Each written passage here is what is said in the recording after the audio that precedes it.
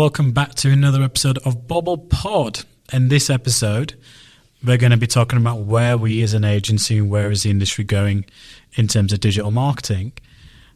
Don't forget, as always, if you're watching YouTube, to press the subscribe button, and don't forget to like, follow, subscribe the podcast. If you're listening or streaming on any platform, we'd be much appreciated, and we'd love to have frequent listeners come back. So, as always, we're joined by James. Hello.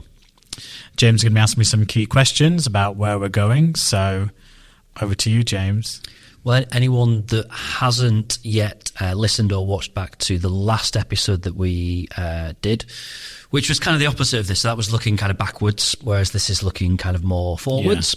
Yeah. It's well worth going back and kind of checking that out, because I think there's some stuff that we're going to talk about here that we probably touch on and maybe lead into with some of the stuff that we talked about in terms of the last 8 months, which is not something I particularly want to kind of go back to and dwell on in this episode.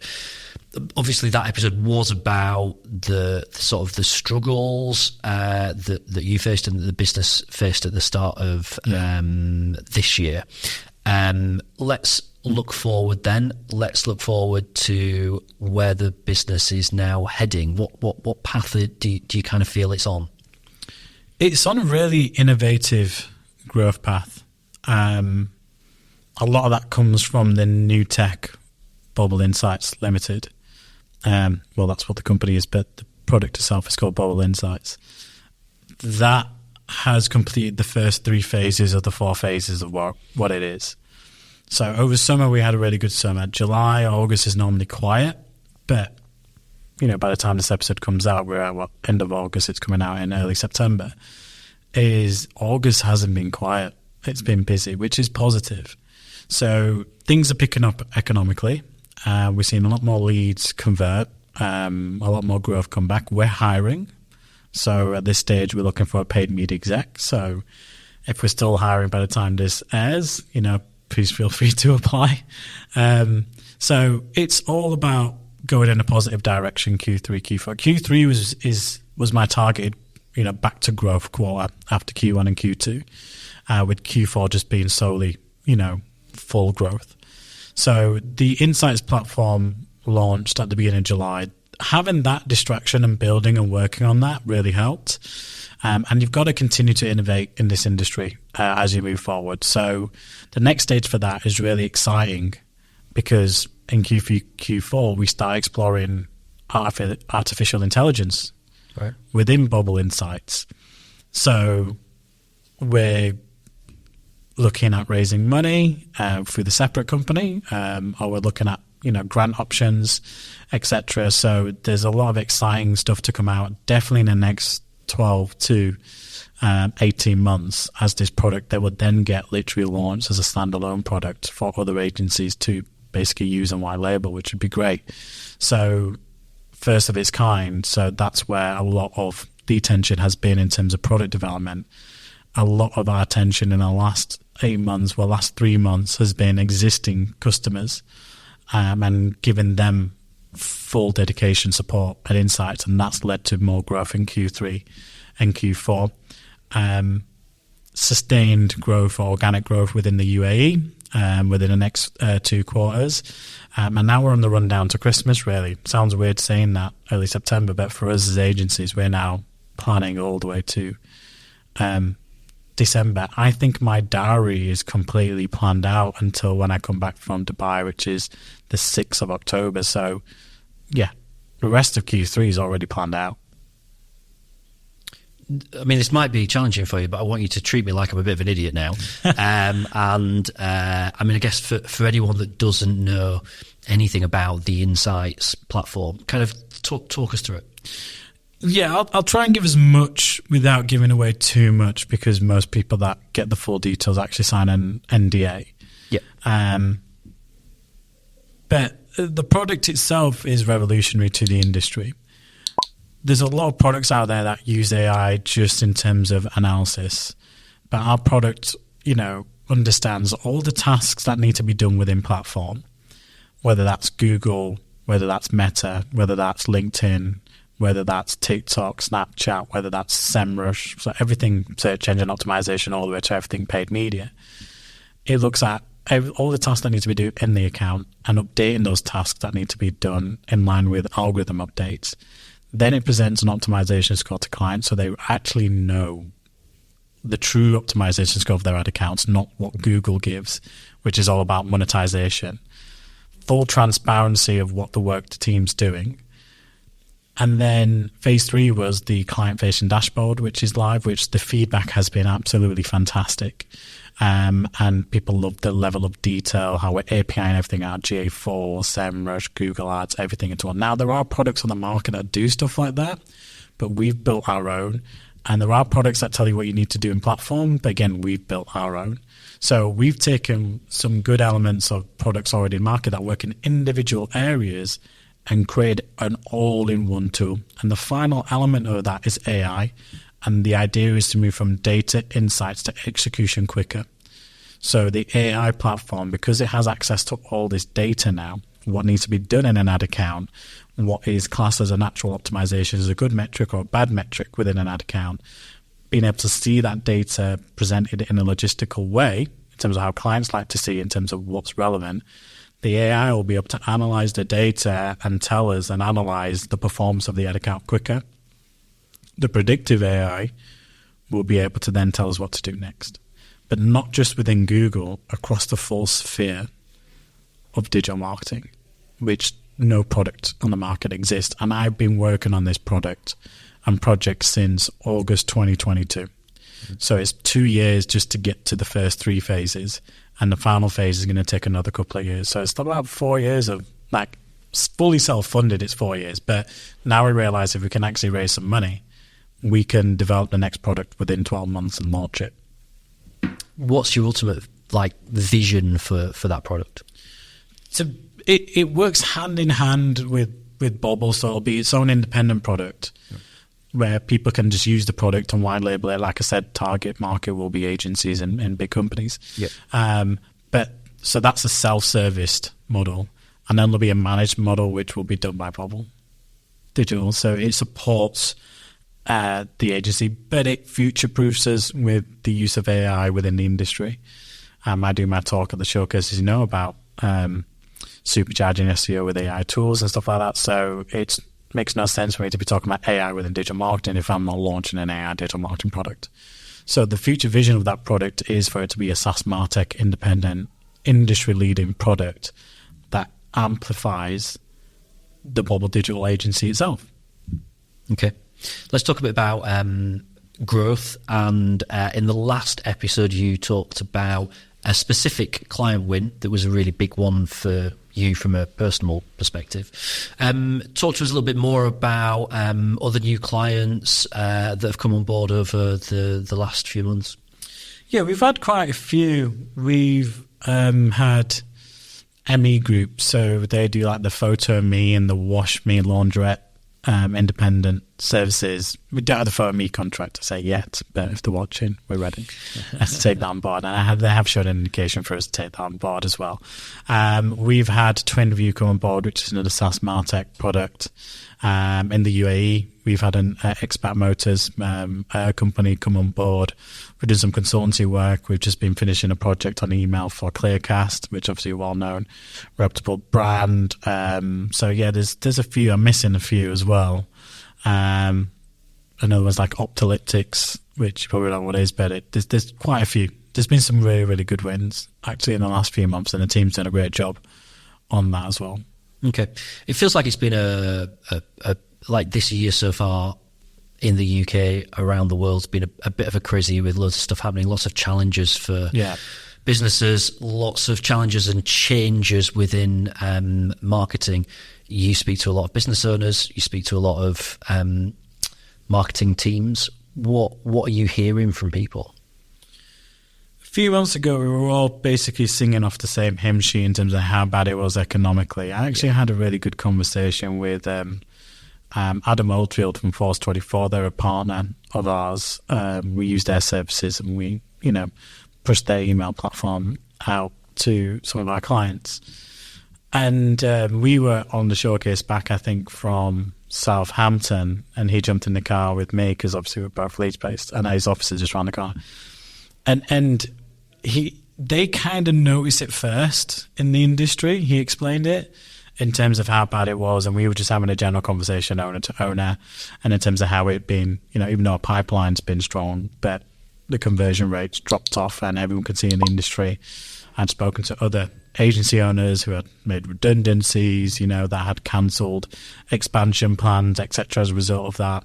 So by talking to other businesses, you kind of got a feel of what was going on in the industry, and everybody was literally, and you hear through the grapevine what's going on with some of the bigger agencies and stuff like that, because unfortunately they can't hide their news as well when they're making big cuts. So everybody was in the same boat, and I think it was, I don't know if it was Robin Skidmore from Journey Further, says that if you're surviving right now in this economy, you're doing well, essentially, or something similar to that. Don't quote me word for word, but it was like, if you're literally keeping your head above water right now, you're doing well in this economic environment. So that's the kind of like feedback that came back. Yeah.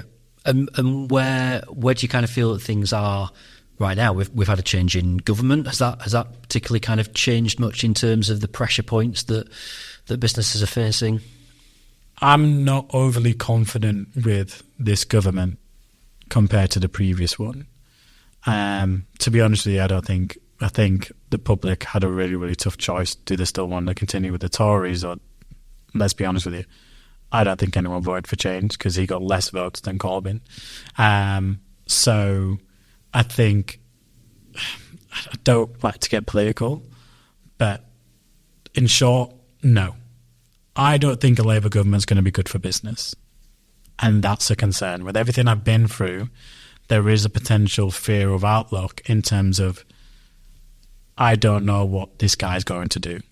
And we will only know when the budget comes out. So until then, like I said, you control what you can control.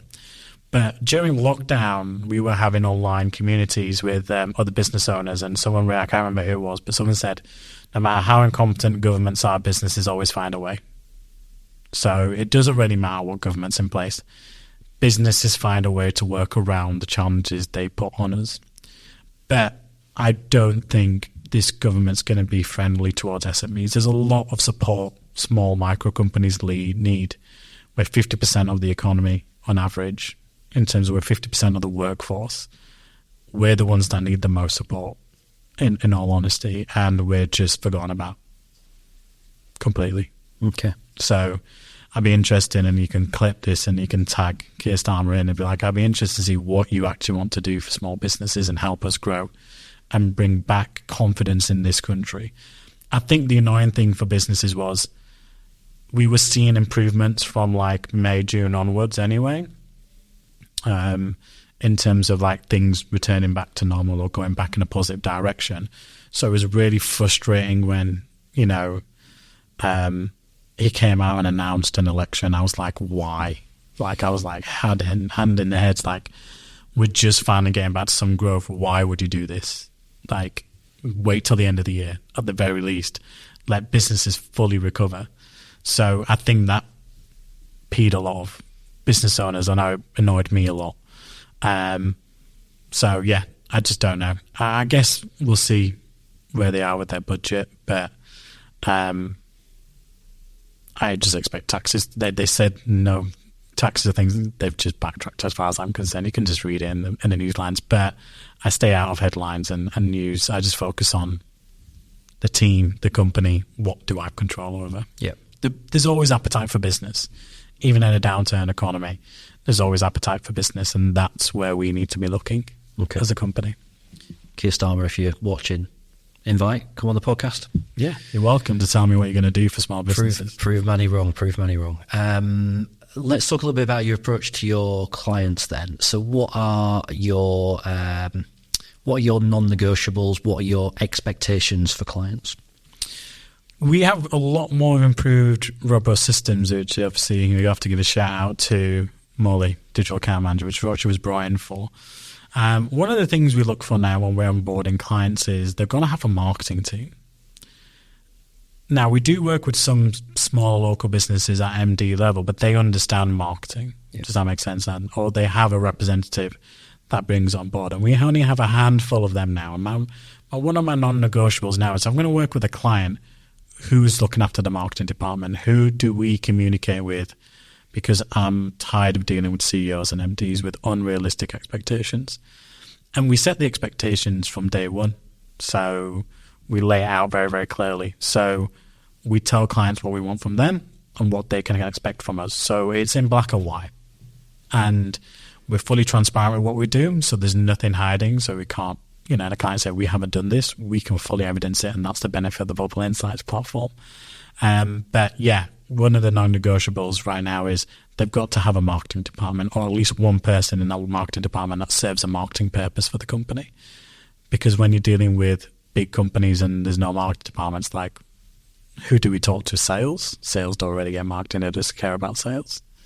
So they're one of the non-negotiables. Also, attitude.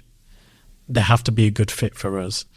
Respect, like, we've had clients in the past that have been, would have not been happy. There's no guarantee to success within digital marketing. You can only make sure you tick all the right boxes and make sure you plan thoroughly ahead to achieve the best results.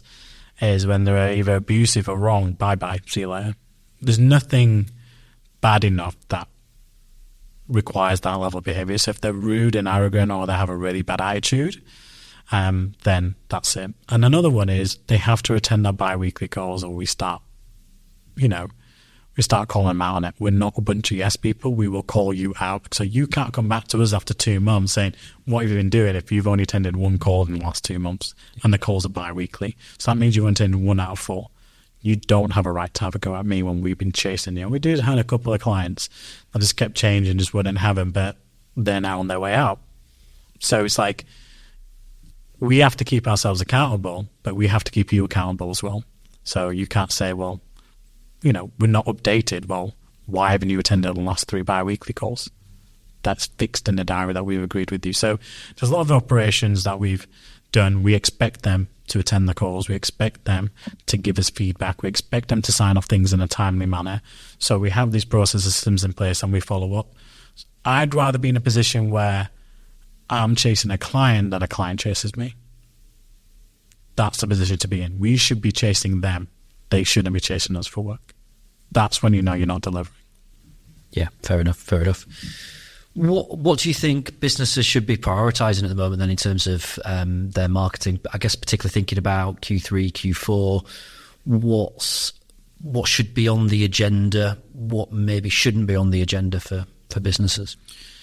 There's 2 ways to look at that. There's the B2C side of things and B2B. We're coming out of summer. We're going straight into seasonality from, Halloween, Bonfire Night, Black Friday, Christmas, Boxing Day, New Year's, Thanksgiving. There's so many holidays coming up. There's just so much coming up. Football's back in the swing of things, sports, all these kind of things that are happening in NFL. There's just so much happening for e-commerce brands to get behind. So you need to really have your plans in place by latest mid-September and start executing them from October at the absolute latest. I always say if you're planning your Christmas marketing in November, it's too late. Mm-hmm. Simple as. So you should be planning it now as you come back from your summer holidays. Get it finalized and get it implemented as quickly as early October in terms of your strategies and plans. That's what's going to really help. The early bird gets the worm, if that makes sense. And there's going to be a lot of competition.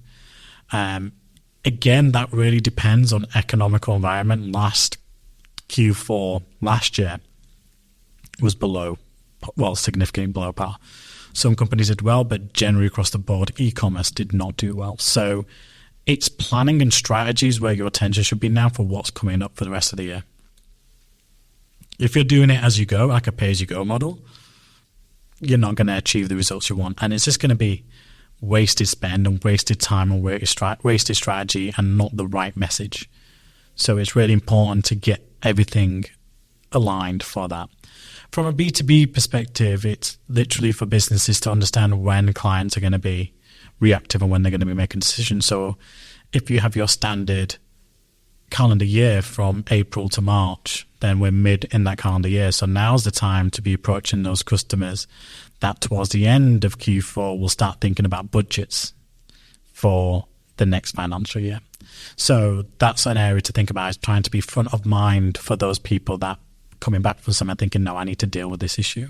Because a lot of B2B services, like you have a pain point, our product or service deals with that pain point, saves you time, saves you money, really.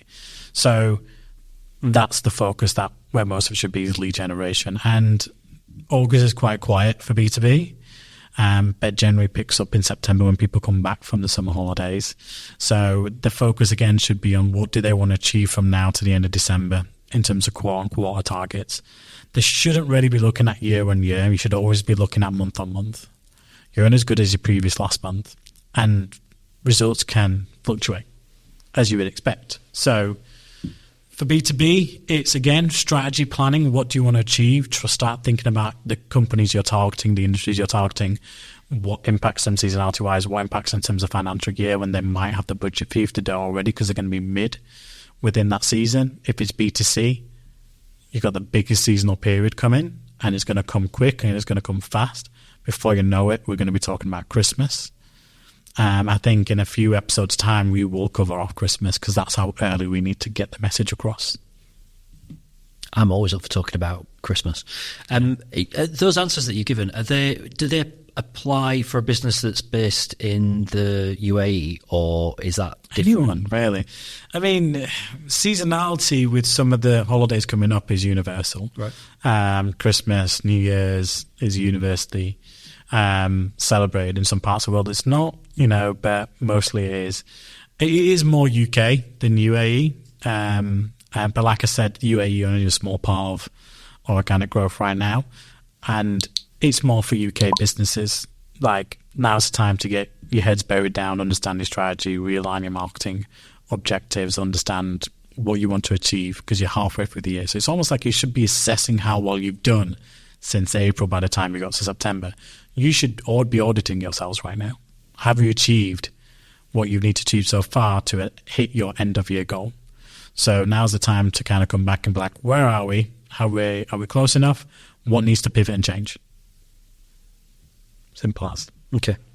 You mentioned earlier that you are advertising at the moment. You've got a new post that you're looking to fill. How important a hire is this one for the business? With the aspirations I have for Bobble, it is a very important hire for us. I always say the people we hire now will be the future directors and leaders of the company in 5 years' time.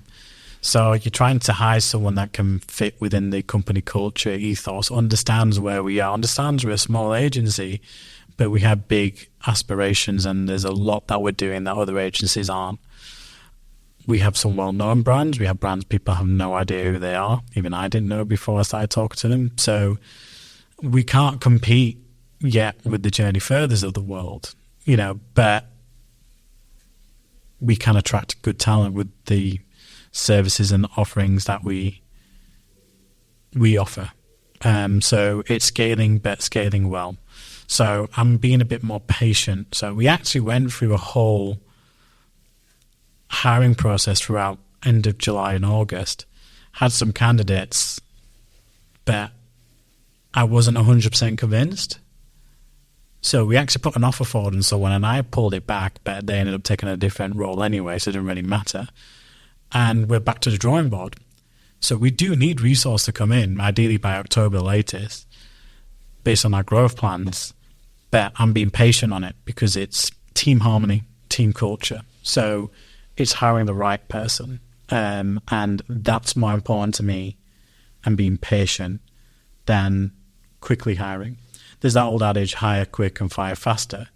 And that hasn't really worked because we've had a good churn rate in the last 2 years as we've grown, 50% year on year on average over the last 3 years in terms of finding the right people. And for a small company, that doesn't work because it's a significant cost, and a cost on resources, recruitment fees and everything is just not something you account for. So we have to be a bit more smart and intelligent as a smaller player in the market in terms of how we attract talent.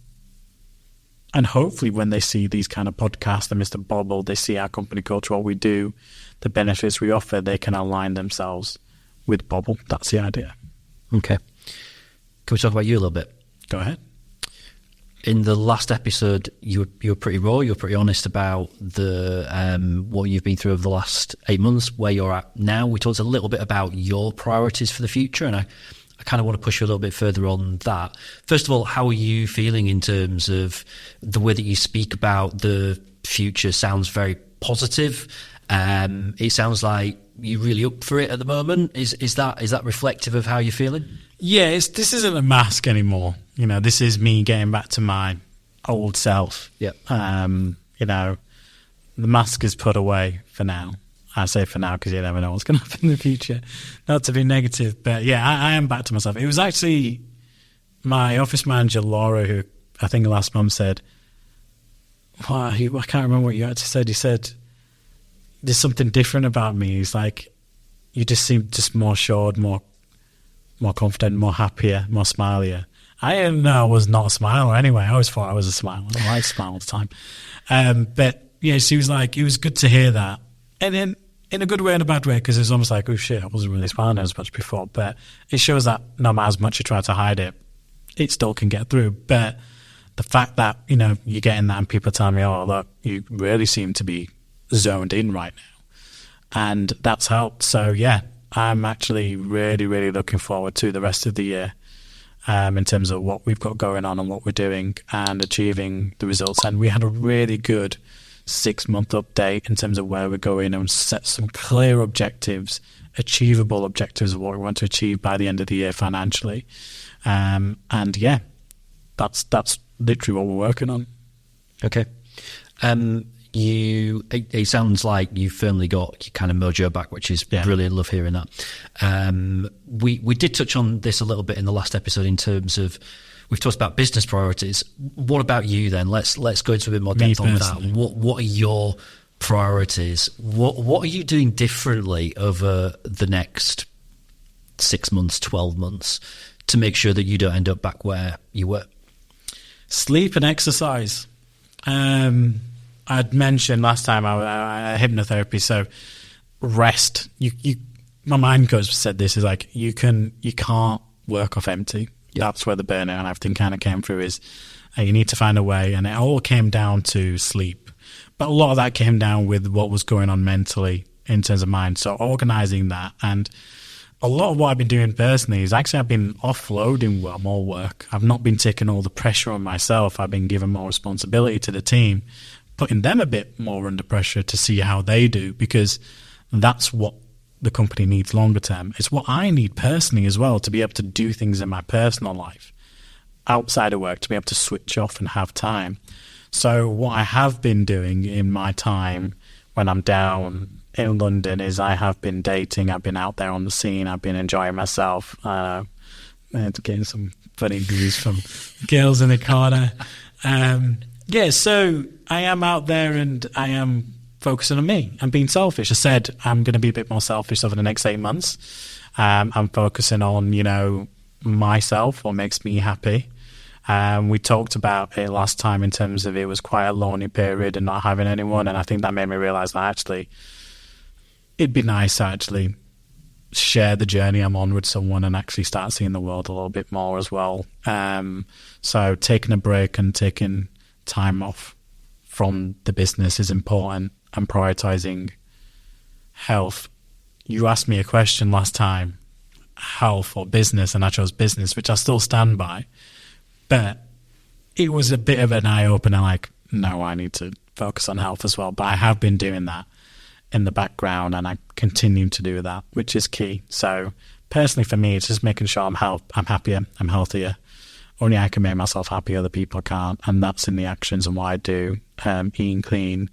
And yeah, get myself out there and actually enjoying life for a change. So last week I was at Hans Zimmer's Candlelight, which was absolutely amazing. I love Hans Zimmer. So it's, it's nice. I'm actually enjoying myself. So it's work hard, play hard again, not just work hard, work hard. I'm going to be really evil here. Go on. So I asked you last time, health or business. if I asked you now, and this is looking forward, if you had a choice between continued business success or relationship success, what would you pick? Sorry to my staff, but yeah, relationship success. Oh, really? And I'm getting applause in the background from everyone again. Well, yeah, okay, thanks, girls. Because my brother reminded me of this when I went into hospital to have a transplant. At that point, that was like another time. Was like, I don't know what's going on with COVID, the business. Do I go forward with the transplant? And my brother was like, but you can just start again. And that kind of played on me since the last time we recorded. And that moment came back to me. He's like, that was a life-defining moment, taking that transplant out of such a difficult, scary period. And the advice from my brother was like, but you can always just start again, don't worry about it. And so, yeah, I need to focus on what's going to be my long-term. Bobble is never going to be my long-term marriage or relationship. It's there to build a legacy and have other people then take it forward. Yep. And hopefully, the staff we have now one day. You never know. So that's a goal. And I have other aspirations with my Bobble Insights company in terms of SaaS MarTech and taking that. So eventually in the future, I will have to take a full step back from Bobble Digital. That's guaranteed at some point, because we build a business for what? Not just to be in the business, but eventually to have a better standard of life. But who am I building it for? Who benefits if I sell or sell a percentage? Who benefits from the money I earn or the house? It's all good having a business and building a house, but only that right person can turn it into a home, if that makes sense. So yeah, it's going to be more me. That makes sense. The good news, of course, is that you don't have to pick. You can have both. Yeah, why not? You can. You mentioned in the last episode about, and I apologise if I misquote you here, I think you said it was your nephew that said... Cousin. That you were his inspiration. Yeah. I want to flip that on its head. Who's your inspiration? Ooh, that's a really good question. You put me on the spot there. I'm inspired by little things. I'm not inspired by any one individual, but I'm inspired by moments in life or acts of kindness or acts of humanity. So an example is when I was in Dubai, I was at this cafe, Arabian Tea House is my favorite place. I always go and eat there when I'm in Dubai. It's always on my social media. I recommend anyone to go there and eat there. And I was sat outside, and there was a gentleman. I was by myself, and opposite there was another gentleman sat by himself. But I think the technical term is cerebral palsy in terms of, when they shake. So you could tell he had that. And it was so heartwarming because there was a girl under the table that went up and offered to help him with his food. And I'll be honest with you, that was quite emotional to see that gesture and stuff. So it's stuff like that inspires me. Okay. It's people being human, it's people helping people, it's businesses helping businesses, it's inspiring stories of people going from adversity to success to a degree. It's that's the things that inspire me. Inspiring me is being able to look back at, where do I want to be next and what do I want to achieve? But when I look at others, it's the little moments in life that inspire me more than just someone in particular. I thought you were going to say Stephen Bartlett, to be honest. So there we go. Stephen Bartlett is very influential in the marketing field, and he has built a multi-million-pound agency that can't be taken away from him. And he's a dragon on Dragon's Den for a reason. He built a big company. He revolutionized social media marketing in terms of how it was done back then. So a lot of credit is due.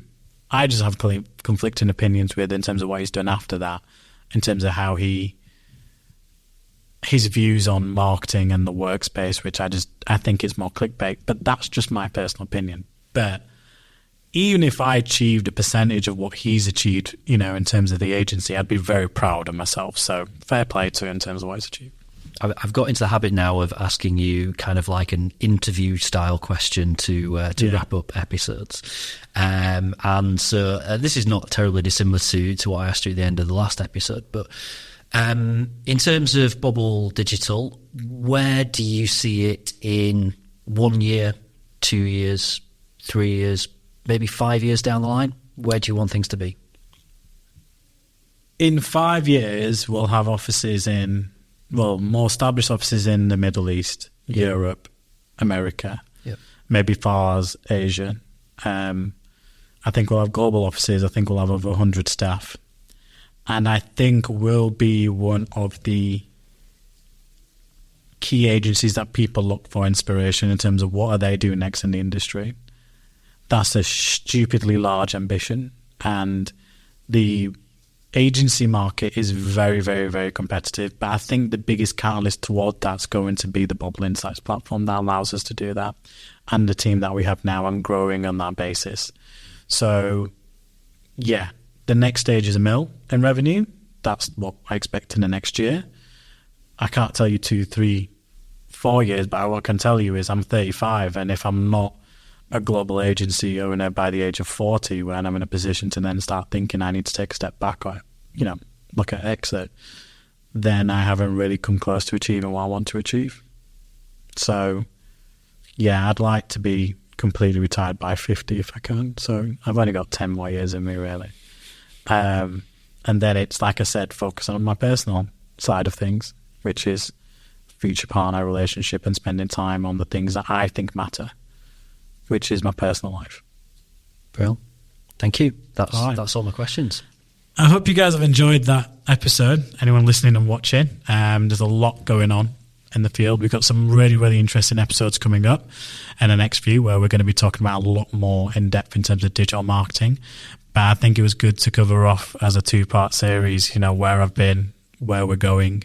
So now you know. Let's move on to the next stuff, which is the key detail within digital marketing that you want. As always, don't forget to like, follow, and subscribe. We appreciate listening in, and don't forget to get in contact with us for any questions you've had over the last 2 episodes if you want to ask me a bit more details. And if you have been through what I've been in the first episode, reach out. I'm happy to share my contacts and people. And if you want to share in the growth of where we're going, then reach out as well. And I'm happy to share you in a bit more details of what we're doing and where we're going. And as always, thank you for listening.